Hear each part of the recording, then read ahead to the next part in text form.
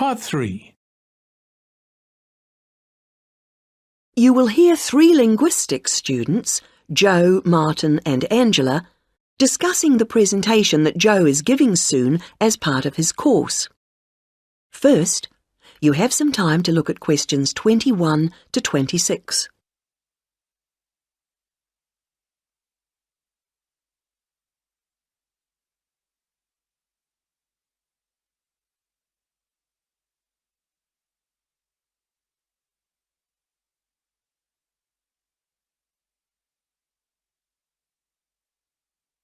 Now listen to the first part of the conversation and answer questions 21 to 26.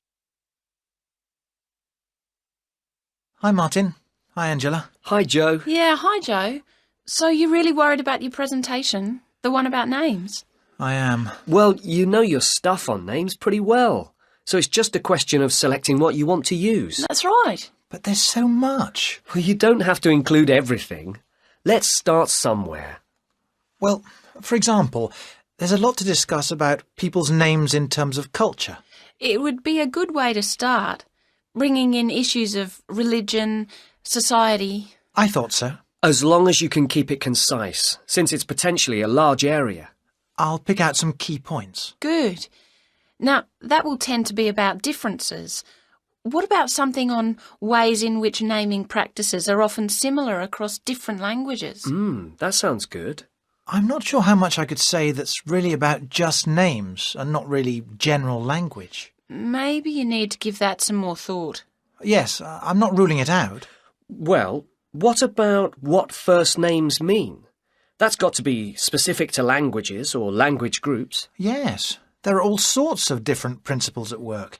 It's a rich area for discussion. And you can present lots of examples. It would mean a good slide or two. I'll enjoy making those up. Don't forget to put our names in. No, OK. Right, where have we got up to? Yes, now there's the question of place names. Ones where the name of the place is the word for the situation, like something to do with sea or mountain, etc. Yes, people often don't realise the origin. It sounds like it's just a translation issue to me.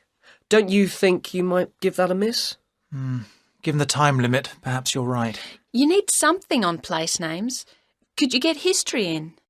Actually, the way migrants often used to name places after somewhere in their country of origin is interesting. Sounds a bit narrow to me. Well, I'd hope to build it up a bit. Perhaps you should make a final decision on that later. OK, I'll see how the rest of it goes first. Is that the lot? No, there's still country names, the origins of those. I think that's an interesting area. Yeah, because it's something we often don't think about. It'd be a way to bring in various aspects. History, certainly. I could project a map of the world and have people match the original meanings to the countries. Well, that seems to be a foregone conclusion. Fine. Yes, I'm feeling clearer already. Now you have some time to look at questions 27 to 30.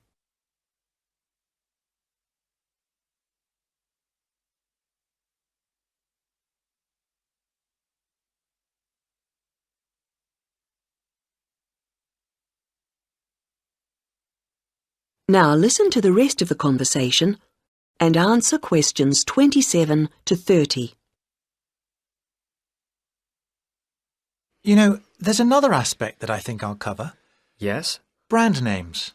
Isn't that more to do with business studies?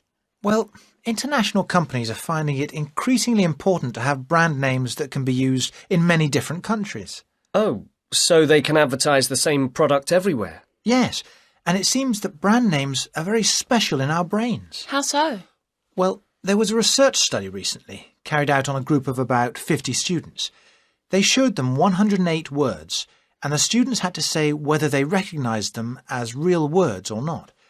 The list included, all mixed up, ordinary nouns, brand names and meaningless words, and they were shown all the words quickly. And the brand names seemed to be recognised strongly and in the emotional right-hand side of the brain. It was interesting that the brand names were recognised more readily if they were displayed in capital letters rather than lowercase, something which doesn't apply to normal words. How strange. What else did the researchers find out? Of course, it's a relatively small study, but they suspect that other visual features are at play, and so that, for example, colour has a major effect in helping us to store brand names in a special way in our brains. I suppose that's logical. But what do they mean by a special way? I'm not saying I understood everything about this study. Of course not. But they seem to be saying that the power of brand names is that they conjure up a range of associations inside our brains, more so than ordinary words or names do. I guess this is great news for international companies. Potentially, certainly. Though exactly what they do...